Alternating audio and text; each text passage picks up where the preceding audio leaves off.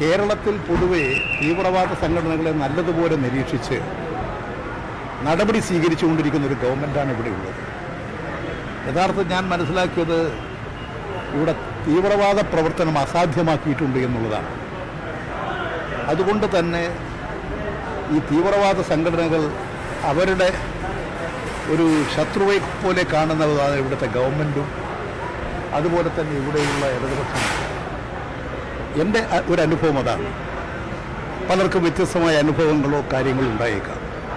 ആ അനുഭവങ്ങളുടെ അടിസ്ഥാനത്തിൽ അവർ രേഖപ്പെടുത്തുന്നത് അവരുടെ അനുഭവ കാര്യങ്ങളാണ്.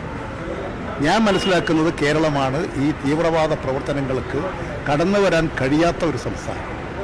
ഇവിടെ മതസാഹോദര്യവും സന്തോഷവും സംതൃപ്തിയും ജനങ്ങൾക്കുണ്ടാക്കാൻ അതീവ ജാഗ്രതയോടുകൂടി പ്രവർത്തിച്ചുകൊണ്ടിരിക്കുന്ന ഒരു ഗവൺമെൻറ് ഉണ്ട്. അതുകൊണ്ട് തന്നെ ഇവിടെ എല്ലാ ജനവിഭാഗങ്ങളും